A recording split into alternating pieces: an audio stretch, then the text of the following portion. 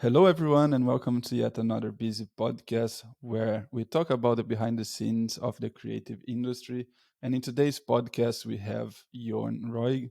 He is a filmmaker, film director from Lausanne. Welcome, Yoann. Sorry if I pronounce your name not correctly, but yeah, can you introduce yourself to us and talk a little bit of what you do? Yeah, thank you, Raphael. Don't worry for my name. It's like Joanne. It's fine how you pronounce it. So, as you said, my name is Johan, and I'm a film director, and I do videos and films, I guess. So, yeah, up until now, I've made mostly independent films, and as of now, I'm trying to make my way up to more financed and like professional films. Yeah, nice.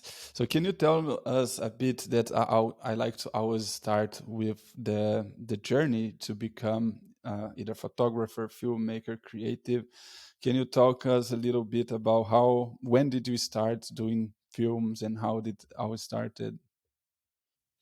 Yes, so basically, I started at first videography when I was 10. And, I used to dance and I wanted to make like the other guys who were dancing and putting videos on Dailymotion.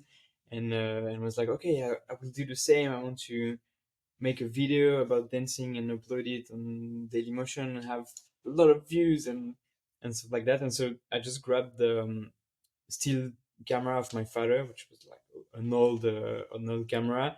I shot. I think it was like 480p or like really bad resolution.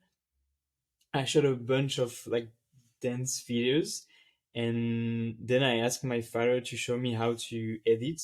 And so basically, he just sat me in front of the computer, opens Windows Movie Maker, and for those who don't know that program, it's a very shitty editing program. And he just told me like, okay, this is the application to edit. I don't know how to do it. You have to figure it out. And so I was 10, and as I was editing this video with crazy effects, like going from every colors, flipping the image and stuff like that, I was like, okay, I think I want to do that for the rest of my life. And up until now, it's what I've done since then. So I'm 25. I was 10, so I've been doing like videos for 15 years.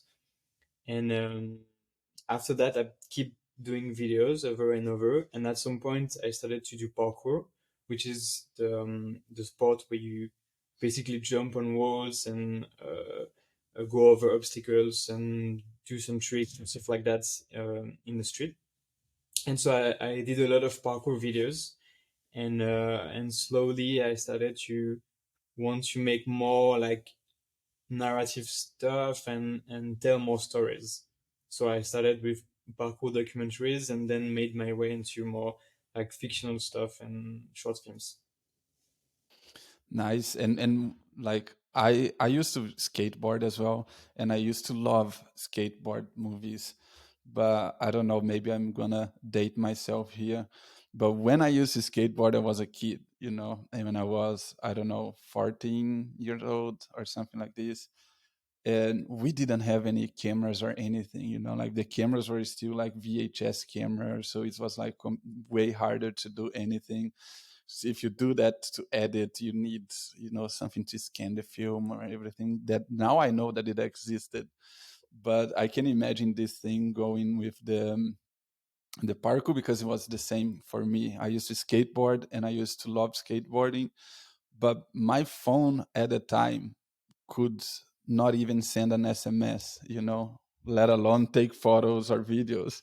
So I guess like I wish I had this back then because I think I would also be in videography way earlier than I got because it took me way longer to discover this passion of mine, even though I used to consume a lot of the same kind of videos that you were creating, right?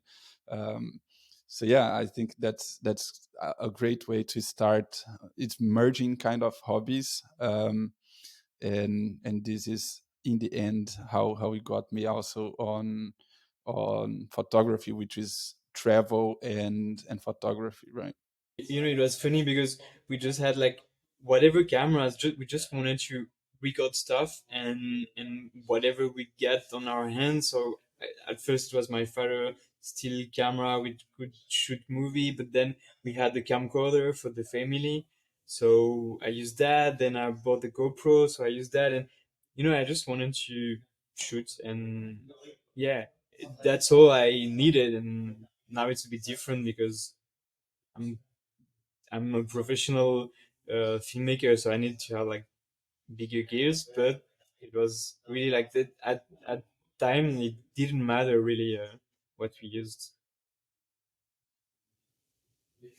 The eager to create, it's like whatever you have in your hands. My first camera was also a GoPro because I had no idea what I was doing, and I was super into action sports and everything. I was like, okay, I would take this camera that I can travel, I can do sports, I can do everything.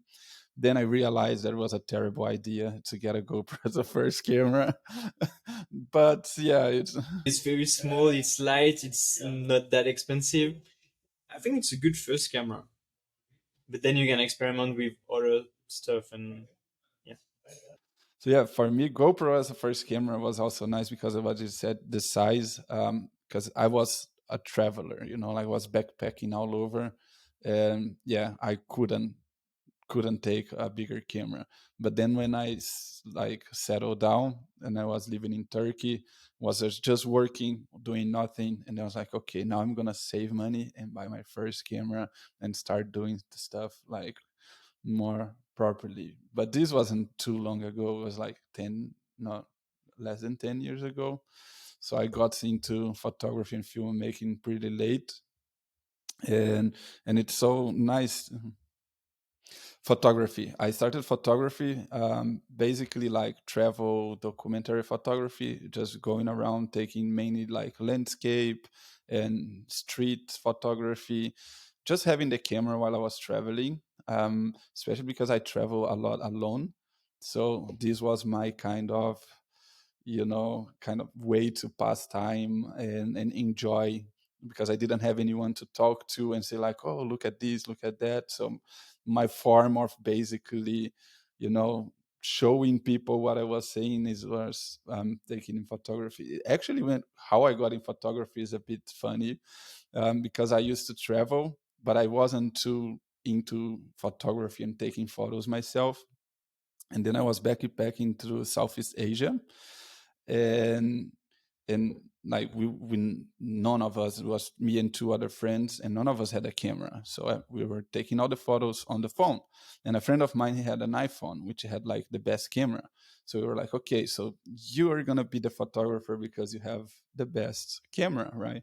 So we were like, okay, then we can exchange, you send to WhatsApp, or we make a Dropbox or something at the end of the trip, and then we can all get the pictures afterwards.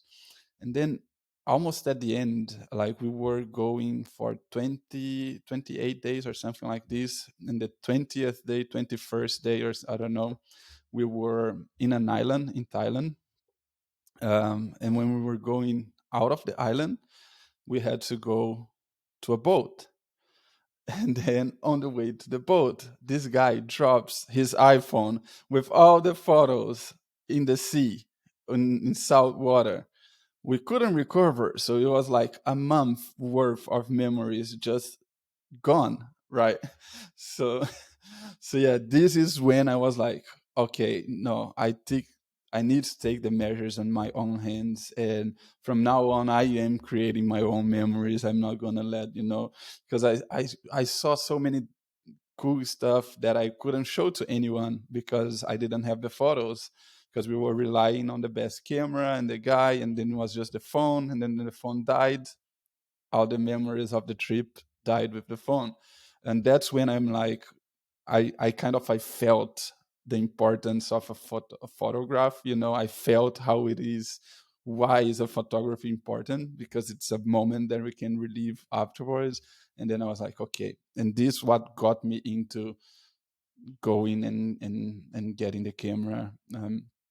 A few years later, it's like a year later, I was like, got a job. I'm like, okay, now I'm gonna save and I'm gonna get my own camera, and I wanna explore the world. And so it was a lot of it was a painful lesson. Let's put it this way. Yeah, but it's a lesson, I guess. If it helped you start your photography journey, it's good. But yeah, losing image is always very hard. Like a few years ago, I was in I did a few trips like to Egypt and I don't remember where else, and I got analogic, how do you say that, a film camera, yeah, analog camera, from my grandfather, and so I bought just film photography, and I did like, how much is there, like images on one film, like 34, 32, yeah. So I did all the pictures, and I remember like I don't I remember a few pictures very vividly. Like I was thinking like, oh, this one is going to be amazing once I can develop it and stuff. And I sent it to develop, and the guys told me like, yeah, there were nothing on the film. It was all blurred out, or you know. And I was like, shit, that's really bad, because I was so excited to get my images, and nope, I didn't get it. Yeah, no, that's a painful lesson. That it was the same thing when I. Luckily, I we always hear that thing with like backups and say like, okay, it's not a matter of if your hard drive's gonna fail, it's when, right? And I never took it too serious until I had one fail, and I was like, okay, I didn't have everything backed up, but most of the stuff I had in a second place, and I was like, I'm so glad that I just at least half of my stuff or the important stuff I had backed up. I still lost a bunch of pictures and stuff, but nothing like major because I didn't do backups that often, but I had some backup there. And then I was like, okay, now I have to take it more seriously. Now I have at least two places always because yeah, that's the most painful thing to happen to a photographer filmmaker is have precious footage and you lose the footage. It's just like all the hard work is gone. Yeah, it's the like not very sexy part of our jobs, but so important.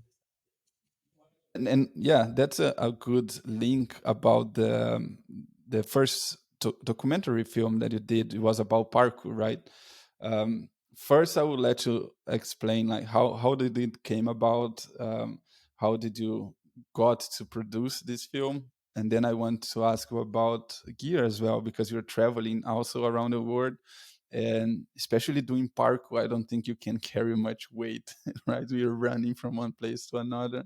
So yeah, let's first like how did it happen, this project, and how was it with the gear that you were bringing from different countries? So you need to repeat the questions, I think, because I'll forget them. But what's the movie? So I shot and directed a documentary called Brotherhood Spirits, which is, like you said, a film about parkour, but we wanted to focus on an aspect of parkour that we don't see that much on social medias and in the medias in general, which is the community. Usually, what we see with parkour is crazy guys doing some really dangerous jumps. But being part of that community, doing parkour and knowing how it is, I felt really important to show that it's a very united community throughout the world. So I took two friends with me, and we traveled around the world for 4 months to go and meet the parkour community. And so basically, that's the beach. We met a lot of people doing the thing we loved, which is parkour, and so it was amazing. And there's a sense of hospitality and yeah, sharing experiences that is very strong within that community. And so yeah, that's what we wanted to showcase with the movie. Next question. Yeah, and the other part was about the gear because as documentary filmmakers, you probably traveling 4 months in so many different countries. So what did you bring? Because you don't bring like lights or anything. It's a completely different vibe than in a film set, right? Yeah.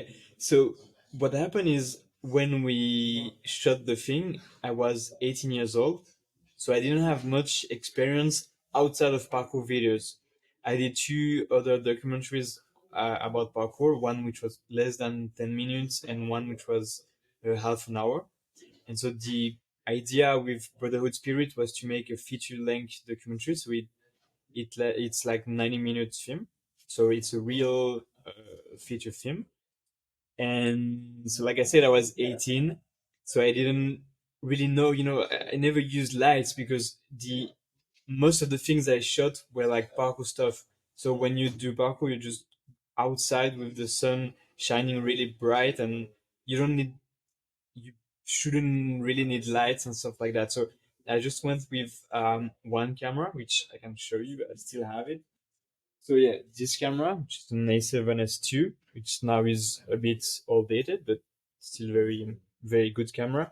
I had a tripod. I had a shotgun mic to put on top of the camera, a lavalier mic, but which wasn't wireless. It was just connected from the camera with a big wire to the people talking. This Boya M1, I have the same. I think like it's a 10-meter cable or something like Yeah, this. exactly. Very not very good one, but whatever. And I had a tripod and a glide cam to Oh, stabilize glide the cam. footage. Wow. Yeah. Yeah, it was. I still have it around here.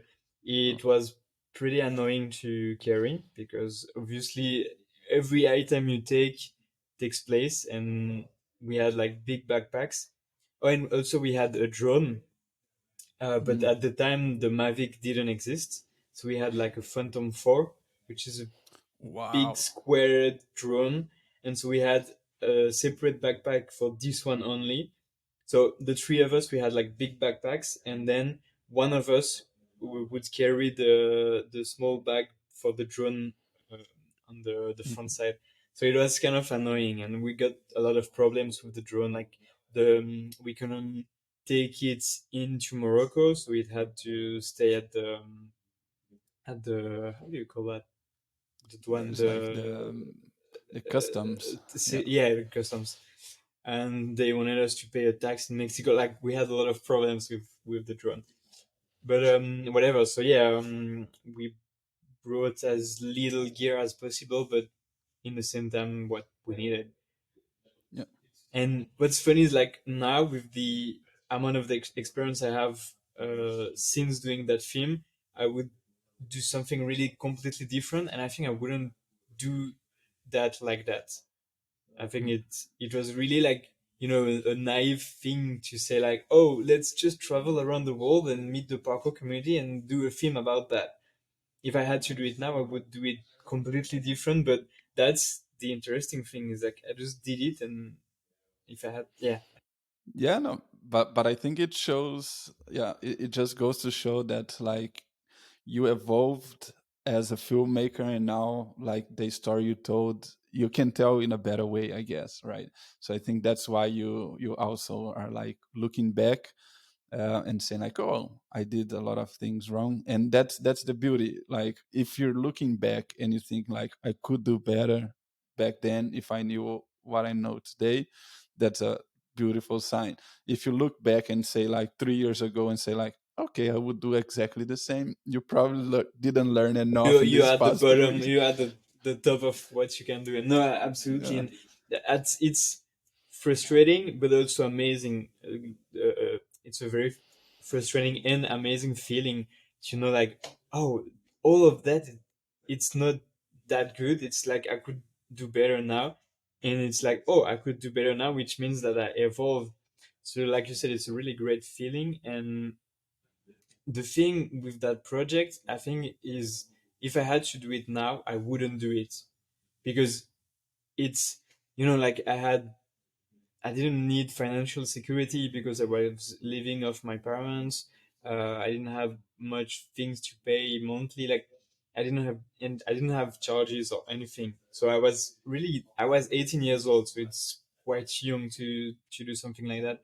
And now it would be impossible. So I'm really glad I did that. Like, yeah, quite naively. Yeah, Yeah. Well, usually you have the time and not the money, and when you have the money and the resources, you might not have the time. It's always this, um, yeah, this problem of having resources, what kind of resources you have, and it always change. So we touched about how you started the project of the parkour feature length documentary, and but this was before you went to school, right? Because yeah, I'll let you tell, because you went to film school, right?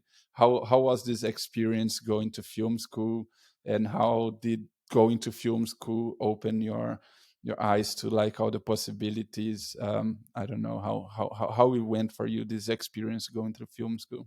So it's not really film school, because film school are normally like bachelor and master programs, and my school was between bachelor and high school, something like that. So I don't know the term in English, or in, like, there's so many school systems, but it's in between those two, and it length 2 years. So it's good because it's not too long, and globally it was a good experience. But it was really hard at the same time, because actually what I did is, after high school, I took a year off to make the documentary Brotherhood Spirits, and then I started this school, and I was editing the movie as I was going to school. And since it's a full-time school, it was really tough, because I had to go earlier to start editing, and then finish late at night, and it was really like a tough challenge, because I couldn't do a lot of social things. I have a lot of social interactions, because I was really focused on finishing the movie, and it took me a year and a half to edit this movie.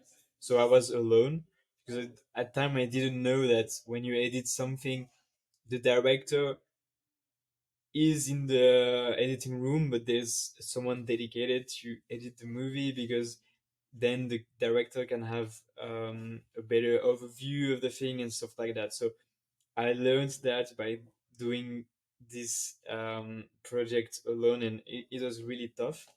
But at the same time, it was amazing that I did that while attending to the school, because I could then put in practice what I learned. So we had like all different kind of lessons, but we had like editing lessons, we had storytelling lessons and stuff like that, and I could really implement that in my editing. And for me, it really felt like at each phase I was with the editing is something I was learning at school, and so I really put that in practice, and that was good, because I think I learned a lot that way. So that was good. And like, there's this eternal debate of like, should you go to film school or not? And I think it helps in some areas, but you can definitely um, skip it. But it brings a lot of things, and it brings you like classmates that are passionate about the same thing, that talks about the same thing, and that talks the same language. What was really amazing to me when I started film school was like, not film school, but film school was like, I can speak the same language as all those guys, because I learned everything on YouTube. So everything you can know about filmmaking, I learned it on YouTube. And then when I went to film school, I was like, oh, you know what a shutter is? Oh my god, that's amazing, because me too, but I never met anyone who did. And so yeah, that was really good to find my class. And I had a really good class. So it was good. I still work with a lot of people that were in my classmates. So that was amazing. And you meet teachers that are professionals in the industry, and that gives you a nice thing, like the contacts you make, the networking it allows you to do. It's amazing. So yeah, I basically I liked my film school, but not everyone feels the same as me. So it's really a matter of what can you take out of it, instead of just passively wait that things happen. You really need to be like not passive, like do. and try to learn. Yeah, I think this is like it's how filmmaking works in general, right? Like if you're just waiting for clients to come or opportunities to come, it's Yeah, never something to gonna happen. just, even if you want to Yeah, do like assistant jobs, like you start as a PA, more often than not you have to go find a production company and tell like, hey, I want to do this, you know. It's very hard to just like say like, oh, I'm this, and people start hiring you. So I yeah, guess and this is what yeah, it that teaches you well as well, right? And the yeah. networking, I think I haven't been, but I've thought about actually doing film school now that after these years that I traveled and I settled down here. I was like, okay, I want to do, I came to Germany to do a master's in engineering, and then got pulled to the creative industry, and then I was considering doing a film school, um, just because of this, you know, like even though I already knew how to do videos and I was doing videos at work as a marketing material, it was something that, yeah, I didn't know many people who actually did video. And if I wanted to do, I always like dreamed of making my own film as well. And then I was like, I have no idea where to find actors. I had no idea where to find people who would like to edit the films or anything. And I guess film school brings you it, like it forces you to be in the film community as well, right?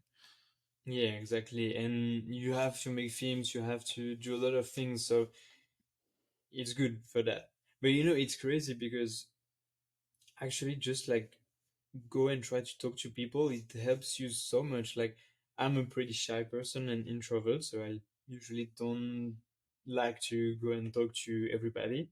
But recently I learned something. Like my girlfriend works in a production company. She's a producer assistant, and she receives a lot of CVs and like postulations or demands for like I don't know, internships or be a crew of a film and stuff like that.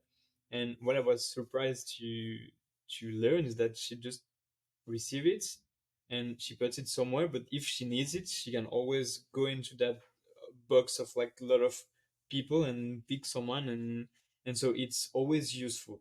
That's my point. It's like it's always useful to send emails to random production companies or to ask for coffees or anything. Like networking is really important. It can be hard if you like someone like me, but it's really important.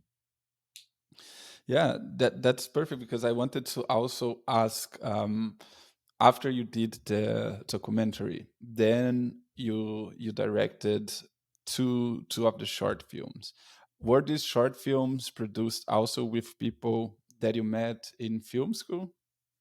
Mainly, yes, or that I met in film school or in on shootings. Yeah, nice. Because I think this is one of the biggest things that I see, that sometimes I think it was like Wes Anderson and another actor, they did like the first film together, and then when you realize it, like the same guys in many of their films, just because they started doing movies together, right? And you can still see a lot of these director DP relationships, that they go for, or I don't know, Christopher Nolan, Hans Zimmer, I don't know, that they do all stuff together. So I guess in the film industry is a lot of like, if you know someone and you it's good to work with, you ended up creating this kind of bond, right? So I think that the film school can help on that. You can meet some of these people that if you work well together, if one succeeds, it pulls the other, right? Yeah, exactly, exactly.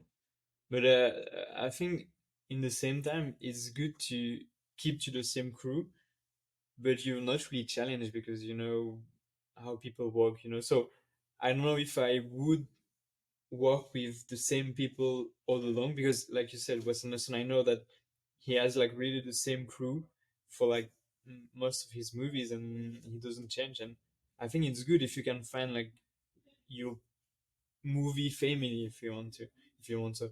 But I think sometimes it's good to be challenged by other ways of creating other ideas, other people. Yeah, yeah, and this always happens. I don't know where I saw that. Um, there was an actor that was doing something, and he was like rehearsing after the shooting hours. You know, he was just there on set, just like going over his lines. And I think it was the guy that did Breaking Bad, the main character. I forgot his name now. Yeah, the one who did the main guy on Breaking Bad, the Whiter uh, Walter Walter White, White. yeah. Yeah, and Daniel Crichton, is that? yeah, I think so. Yeah, but he I'm not was sure. doing telling this on these like talk shows that he was doing another shooting for another show or film, that he was going over the lines, and there was the guy who did, I don't know, G&E assistant, the guy who was like taking down the lights, and he was like in the ladder, and then he was going over the script, and the guy said like, you know what, it would be really funny if you actually did this before you will go with the script, you know. And I think it Mm, was a scene that the guy was like giving this anesthesia to someone. He's like kind of a dentist. It's like, oh, take a hit and then give it to the guy. And then he was like, this idea came for like a random person that was staying there, just like taking the wires out. And then he yeah, gave me the idea, and I was like, that's actually a that's a good good idea. idea. And then the other day he did it on the set, and everybody liked it. And he was like, okay, it wasn't really me, it was this guy, you know. And you never know where creativity can come from as well. And I think what you said, when you change your environment, you're kind of pushing yourself to adapt to different ideas, different perspectives. And I think it always help you to, yeah, to see the world in a different view from other Yeah, perspectives, from other people. and stay open to any ideas or possibilities, or stay open to whatever. I think it's important. Yeah, nice.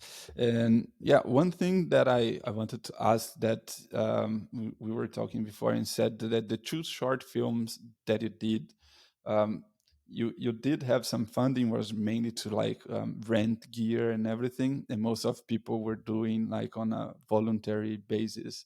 So how did you do you find these people, you know, that they're like passionate like you, that they're like, okay, let's go, let's work for like, I don't know, a week, just for this, for the love of it, you know. How do you find these people? I guess so. First, like you said, I got some funding for each of the short films and for the feature film on parkour as well. Unlike, in states, like sometimes they support young people with projects, and so they give a little bit of money. And so for the parkour film, we could um, basically travel and have a few expenses here and there for the film. And for the two short films, we covered like the basic expenses, like renting gears, like you said, but as well as the food, the transportation, the everything that needs to be covered, because shooting a film, even if it's a short film, can still cost money if you have like a lot of people on set. But uh, those fundings couldn't pay for salaries. So as you said, everyone was volunteer. And how did I find those people? Most of them were from my class, so they were like classmates, and Facebook. I just Yeah, asked on Facebook groups about filmmaking or actors or stuff like that. Like, okay, I need I don't know, someone to do catering, someone to do the music, someone to do whatever.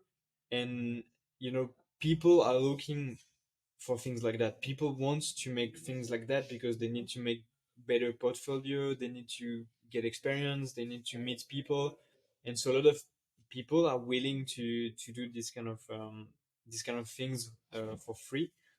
And it's great because you just get a bunch of people that all wants to go in the same direction, which is make a good movie, and that's amazing. But really, like Facebook groups, actors, they need to have show reels, so they are willing to take a few days for you and act in your films. So there's a lot of, yeah, people willing to do that, but it also means that you shouldn't do it like all the time, because it might become like exploiting people, and that's not what you want, right? So there's a balance to find, and so yeah, I did my two short films like that, which like was amazing. And my last short film I did, which is Dissonance, I think you've seen it. It's only a night film. So we did shoot for like 5 nights. So it's quite an investment, right, from the crew. So it means they need to sleep during the day. They cannot have social interactions as usual, because we're shooting at night. So everything is like quite a challenge, I guess. But it went well, and I'm quite glad about the results, and it's nice. Yeah. And a question that I have is about the location, because you said like, oh, you have to be 5 days in the location and everything. Is the location a rented one, or is, I don't know, friends that had some nice location? How do you find locations when you're short on the budget? Yeah, so this movie, which we shot during the night, it was my diploma for my film school. So um, I had to make that film, whatever happened.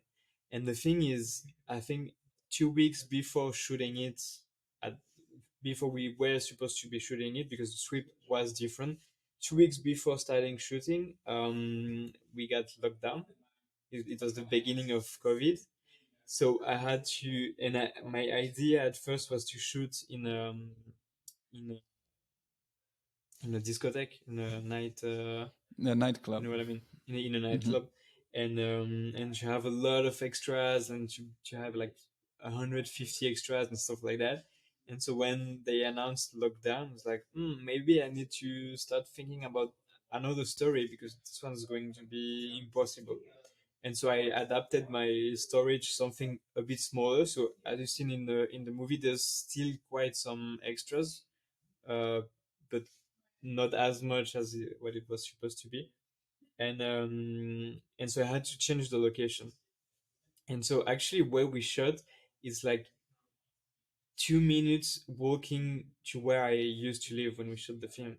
So it was really like I was at my place thinking like, how can I adapt the script? And there was just this park 2 minutes from where I lived, and I was like, okay, let's shoot it there, because there's everything I need. There's uh, a house to gather the birthday. There's a park for everything I need, and so we just shot there for 5 nights. And so I just asked to the city, okay, can I rent this? Can I have this? I needed a few things, like uh, I needed a space to put the gear and stuff like that. And so it was really comfortable, because it was like really close to my house, but it was like really a park where we could stay the entire time. So Nah, that's great. And I love how you said that like you had to adapt the script.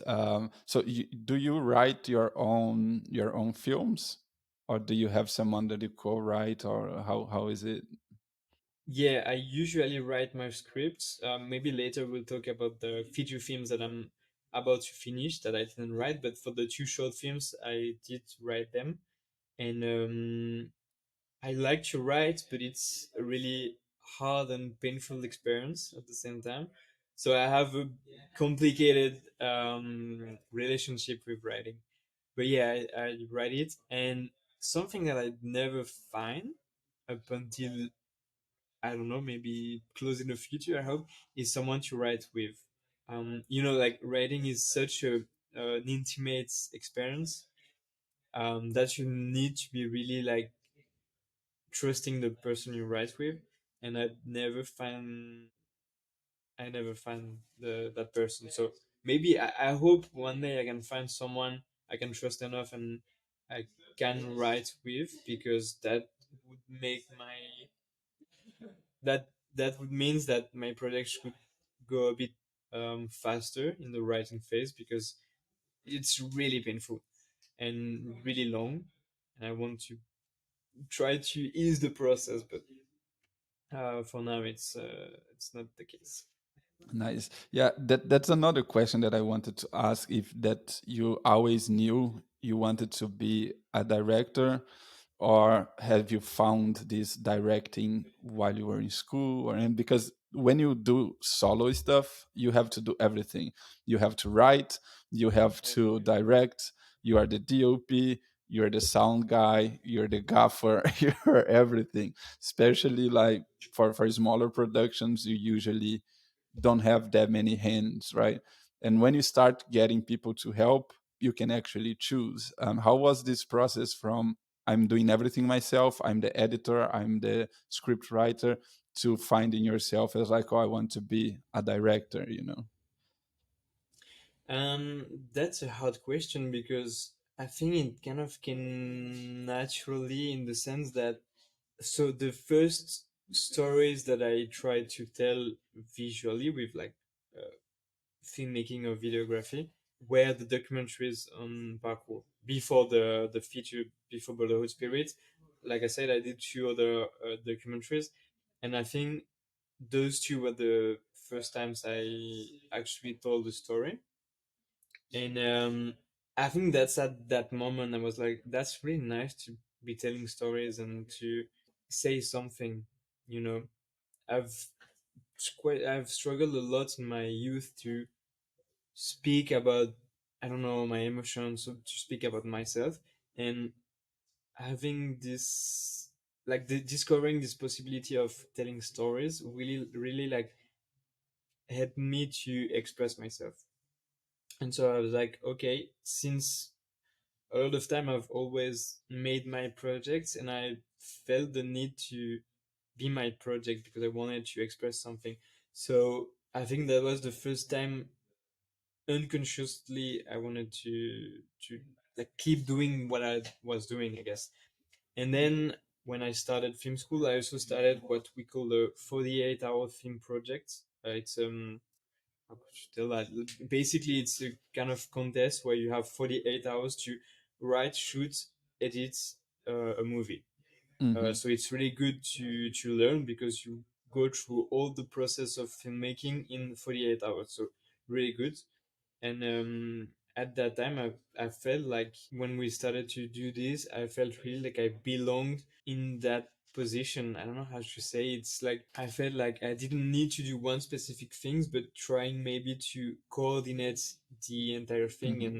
and set kind of a vision, if you want, like set guidelines to go through. And then when I actually directed the two short films, I really felt like this is my place. Like I really belong. Like it's a really strange feeling, but it's I think one of the places I like to be the best. One of the places I'm the most happy. I guess it's just when you're on set, everyone is doing their job, and you're like, oh, that's everything is working, and I can just like think about the story and how to tell it. Perfect, because yeah, this is something that I me doing marketing videos, I do everything.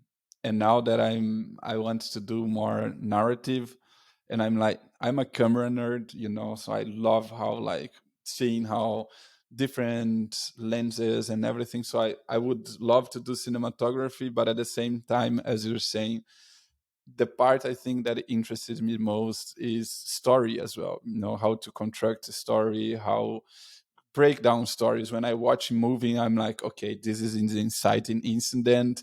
This is like the lowest point, you know. Like I'm almost like breaking down the scenes to see like where they match and how the story can is being told, you know, and what were these like techniques that they were using to keep audience entertained. So I'm still not sure. Like I think I will have to DP and I will have to direct to see what feels most natural. And I guess you kind of feel right. You're like, okay, no, this is what I want to do.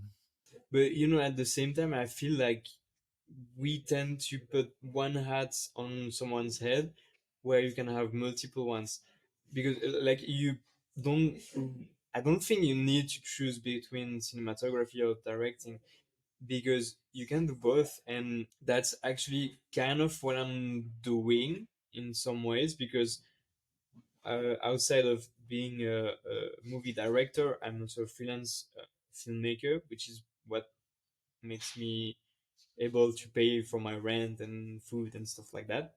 And I do a bit of directing in that freelance filmmaking, but I do also a lot of cinematography and camera operation and stuff like that. So it's always possible to do both. And I think it's good because directing is a very long process, whereas as a cinematographer, if it's always shorter, because you need a bit of prep, then you shoot, and then sometimes you want to be a day or two to the color grading phase, but you don't need to be there for the writing, for the pre-production, for the shooting, yes, but not for the editing. And you know, so I think an ideal world would be like both, because it's also really interesting to do cinematography, to imagine, okay, how can you tell that story with lights, with camera movement, with camera lenses, with all that things that are like really interesting and nerdy. And I think we could talk about that for hours, because I tend to be a nerd as well. So Yeah, no, I totally get you. Like and the colors is what I'm studying more right now, and it's such a huge impact. I was just watching All Quiet in the Western Front the other day. This the film that won the best cinematography, and sometimes I was like, it looks like I'm looking at paintings for the frames that I'm seeing. It's like crazy, and all the frames actually like were to convey a certain emotion. So I guess was a very good synergy between director and cinematographer. It's like, okay, I want to express this emotion, and then the guy's like, okay, we can use these kind of shots and these colors, because all of this is crazy how deep we can go if we start talking about the visuals on the film. yeah, no, but you know, that's what amazing with filmmaking is that it gathers so much different type of arts and so many things like painting, music, writing, like it gathers all those different elements. Performance And as well. yeah, performance and editing, like there's so many aspects to filmmaking that it's amazing what we can do with it. But it's also what's really hard, because it takes so much time to be really good at it. And I'm not even at the beginning of my journey, you know, I have so much to learn. But it's amazing what we can do. And one thing, it's not really related, but when you feel what you've done hits the mark, it's amazing. When we screened the Brotherhood Spirits for the premiere, you know, there were times where it was supposed to be funny and people laughed. Like Hmm. it was amazing to see, like, oh, it's working. People are laughing. It's so good. And at times, like, people were almost crying. And it's a really nice feeling to know that you can make people feel emotions. And I think that's what it's all about. Yeah, no, I love it. Like for me, it's the same. I feel the same, that like the power of the movies is that you make people experience something even though they were not there experiencing it like in the real life, but through the stories you tell, you can actually make people have an experience. They will laugh, they will cry, they will go through these different emotions, which is probably many filmmakers is like, oh, this is what I felt when I was going to high school, or when I was doing this part of my life. This is a bit of what I felt, and then you can convey and make people feel similar emotions just by combining this, all the arts, as you said, like music, color, performance. It's so many writing as well, because of the script. It's like all types of arts conform, like bundled together, and this is basically a movie, right? um, I also like, I find this fascinating. And you were saying you're beginning of your journey. So you're saying that you're doing a feature film. Do you want to talk a little bit more about this project? Sure. So it's called Le Sens du Chaos, and up until now, I've decided to call it to name it in French, even for the international title, because it sounds good, and I don't know what the English translation would be. It wouldn't sound the same. Sorry. So yeah, so it's a movie that, as I said earlier, I didn't write. It's actually one of my child friend. Like, I'm not sure it's the right word, but we were friends from childhood. He's really passionate about cinema, and he knows a lot of stuff, way more stuff than I do about cinema and movies in general. And actually, we did our first short film together in 2016. So it's not a short film that I'm really proud about, because we did it, like, I didn't know much about anything, and we just did a short film. But anyway, so he wanted to write a film and be the main character in it. So it's a very personal movie for him. And I told him, okay, just write it and I'll direct it and we'll just make a movie. At that time, I already had done those two short films and the feature documentary. And I just thought, okay, so I've already done a feature, so I know how to make a feature, and I've already done short films, so I know how to make a fictional film. So I was like, next steps, just to make a feature film, and do, and do something like that.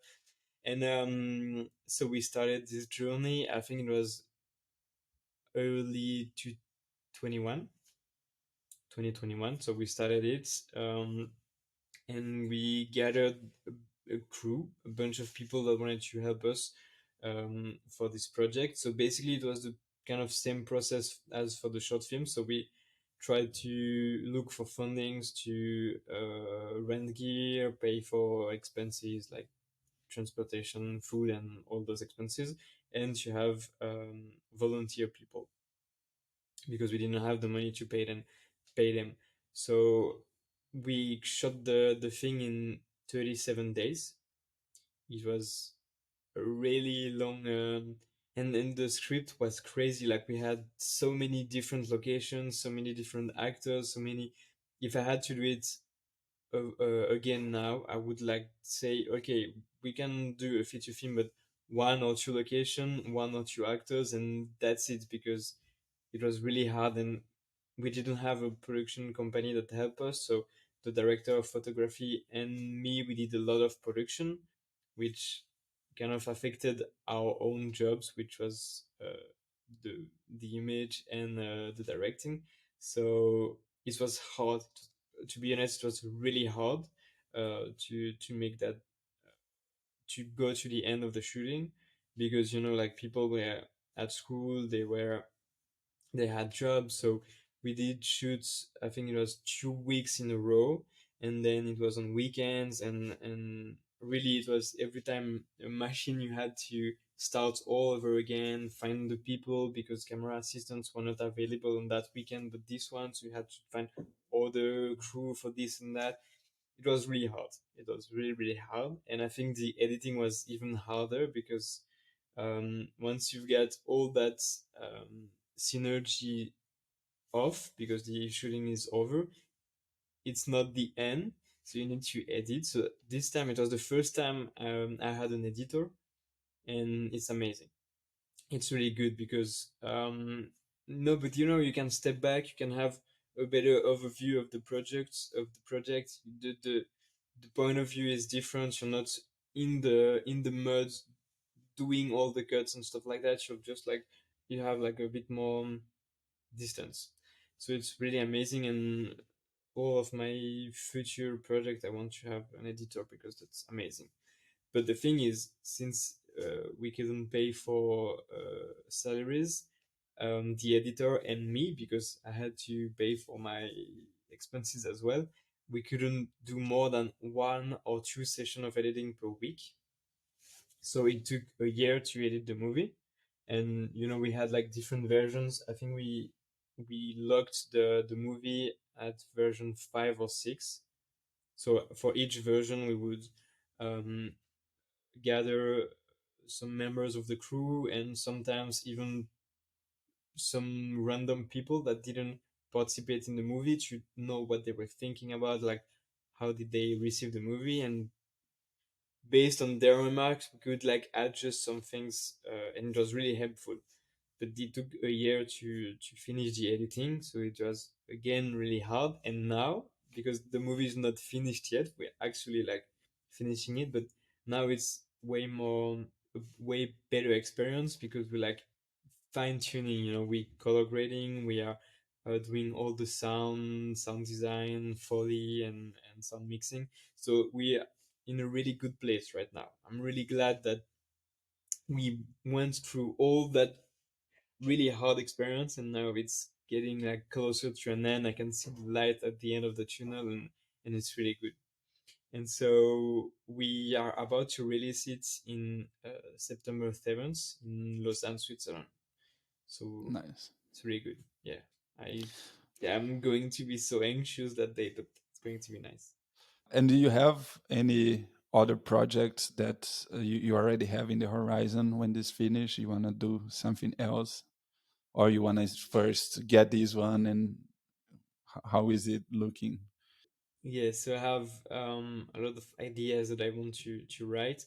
I'm actually in the process of writing one of them, but it's really hard. Like I was talking about my kind of mixed feeling relationship with writing. Um, this one is really hard because it's I really struggle to know what I want to talk about because it's very personal yet with a big concepts, and it's a short film. Yeah, I Mhm. didn't mention that.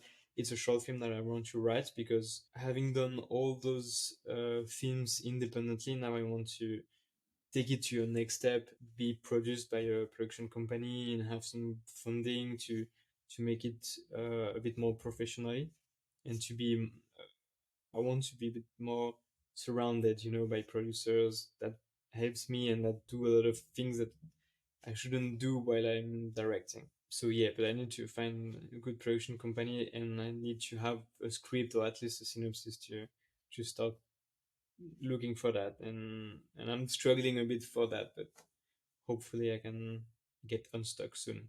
Cool. No, and I just wanted to touch before we go that you were talking about. I'm doing a lot of things that take me out of being a director, and me, I'm very used to the film industry, but for people that don't really are not in the film industry, they don't really get how many moving pieces you need to make a film. So can you just like very short summarized, maybe as you say, like the feature film, we are almost at the end, I can see how is the process from basically having the idea and writing, this case your friend right, until the final product? Because for me, I can already tell that you guys went, you did revisions, you did test screenings, and then you probably have some place to distribute. But all of these I know just because I'm from the film industry as well. But just so people can have an idea, if you can try to quickly summarize kind of the process. Sure. Summarize. No, like you say, it's a very big puzzle that needs to be completed. So at the start, there's an idea.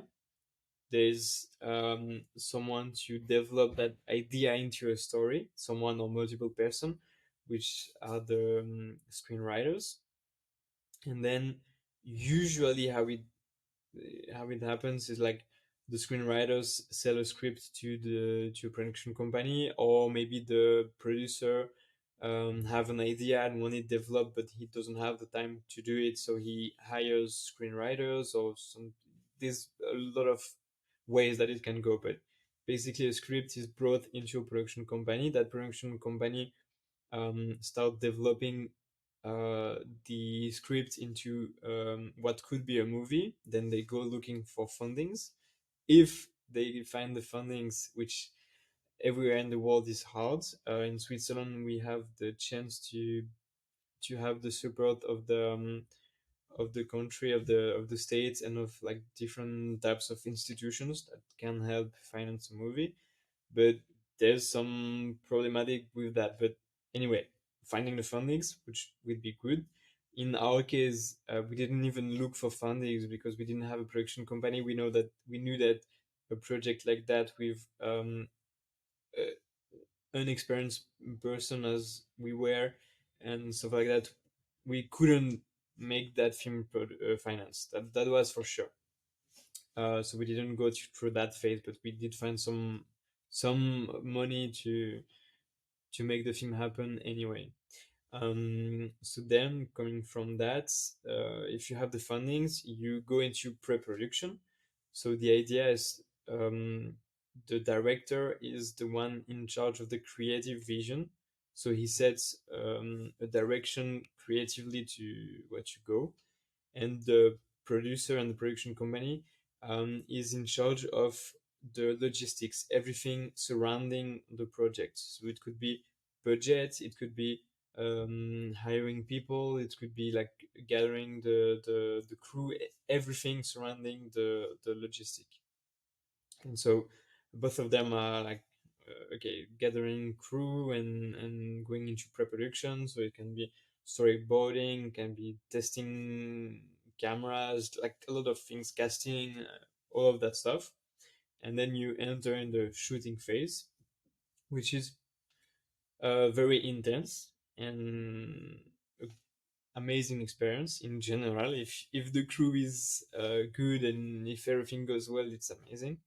um, and then after the shooting, most of the crew are finished with the film, and it enters in the post production.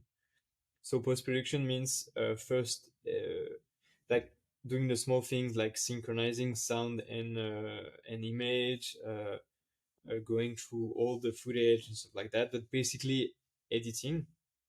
And so what you do is you have multiple versions of editing. So you go to version one, maybe you show it to a bunch of people like the producers, the I don't know, the writer or whomever.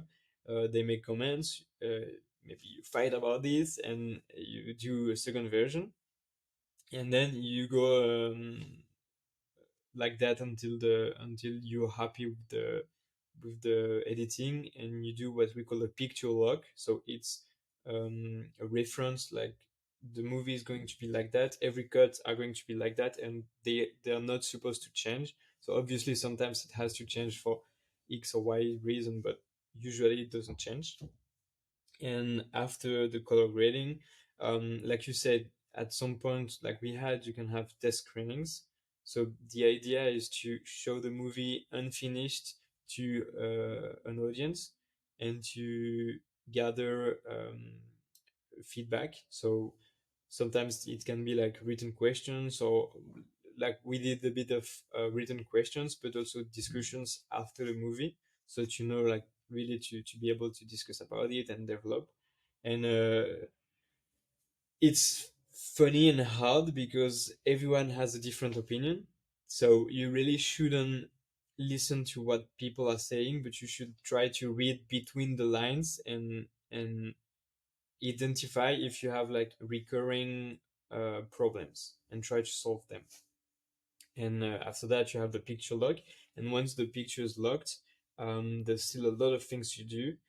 There's what we call sound design. So it's all kind of like uh, sound ambiances and basically sounds like follies. It's doors and like everything related to sound. You have also sound mixing, which is putting the sounds to the right gain to make sure that you hear the dialogues correctly, the music is not too loud, and so on. And then on the image side, you have what we call color grading. So we talked a bit about that. It's a phase where you can still. I'm really surprised with that film how much we can change the things. Um, but yeah, the idea is to control the mood of the images, the colors, the contrast, everything. You can also have VFX. So in our case, we don't have like huge VFX like Hollywood, but sometimes, cleaning some things in the background, or uh, anything can really be like anything. Like for instance, for the Sens du Chaos, we had like car plates, Ah, car, yes. Uh, you know, yeah, car plates. Yeah. yeah, car plates, and we had to change them because, of course, like we don't want people to be able to find the owners of the plates or stuff like that. So yeah, it's quite a lot of work, all those little things, and you have the end credits, maybe credits at the beginning. You have the music, which is also a very important part in a movie. So the music, I think it depends from production to production. On the like more blockbuster side of movies, music is usually composed after the picture lock, and editors use what we call temp musics, which is like temporary music to, pace the thing and to have an idea of how it feels. And sometimes on more authoristic movies, you can have the music composed maybe earlier in the process. In our case, it was composed. What was really nice is that the editor and the music composer are brothers, and they live under the same roof. So it was really nice to like be editing some part of it, and then the composer would like do something, and we could like really go on and forth. So that was a really nice process, because the music was composed while we were editing, and the music is still being composed at the time. And then after that, you have a finished film, and what you need is places to show it, right? Because doing a movie and having no one to see it, it's quite sad distribution. So in our case, since we independent, it was quite hard to know how to do it, because we could put the film on YouTube, but it doesn't make much sense.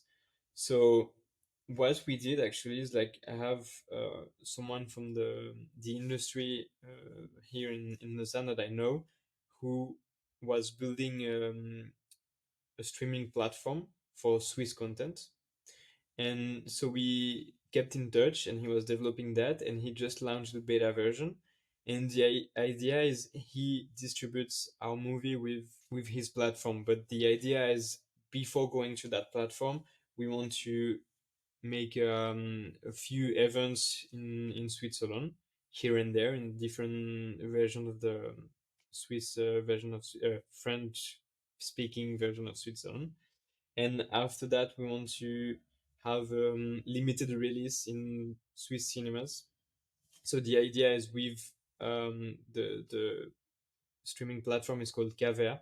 So with Caver, we're going to go to see movie owners, and to tell them like, okay, do you want to put our movie on uh, à l'affiche, we say in French, to release it, basically, yeah, in your cinema. Do you want to release our movie in your cinema? And the idea is, we want to have a few cinemas here and there. We don't know how it's going to happen, because we never did that. So we like, okay, will it work, when whatever. But hopefully we'll have our movie in a few cinemas, and then after that it will be on the streaming platform. And um and that's great. I think that's kind of the best that we could do with that film. Being independent, it's really hard. And maybe we'll try, I don't know how to do that yet, but maybe we'll try in the international sales. So I don't know how it will happen. And we'll also send it to festivals as well. So we already sent work in progress versions to different festivals that are happening this summer. So maybe we'll have a few festival screenings before the official premiere. So yeah, it's exciting. It's also really a bit, how do you say that, um, like, I learned a lot, but it's a lot of mental space as well, to like, okay, how can I show the movie? So we did it. We spent uh 2.5 years doing it, all for free. Now how can we make sure that people actually see it and not just do that for nothing, so it's hard, but it's very exciting. I'm very excited about that movie and to show it to people, to know their feedbacks, and maybe to see what it can open for the future, because you never know, right, before doing anything. So Yeah, man, super exciting. Yeah, I just wanted to touch this because I'm also learning a lot about this like temp music and everything. So many times when you go and you see a test screen, it has nothing to do with the final image.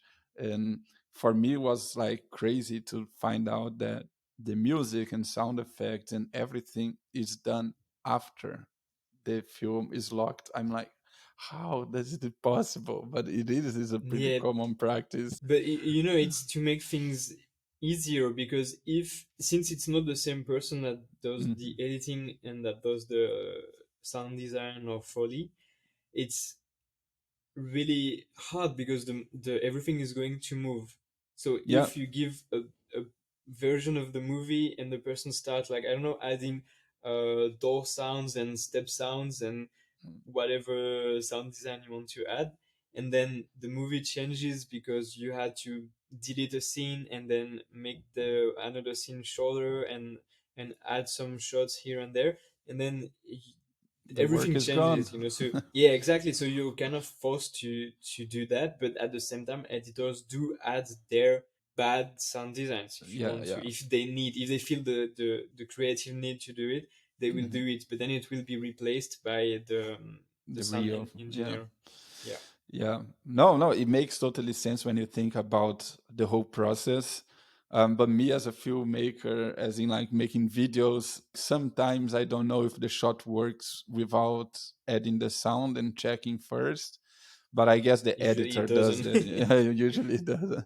Yeah, Yeah. yeah. But very interesting. Thank you very much for breaking down. And But if I can add something, for the Le Sens du Chaos, in the end, I don't want to spoil, but there's a fight at the mhm. end, and at that part we had to add sound design, because if we didn't, it the fight didn't work at all. It looks silly because you just see people faking punching things, but when you add those sound designs, the punches, the stuff like that, it works, and it's like magic.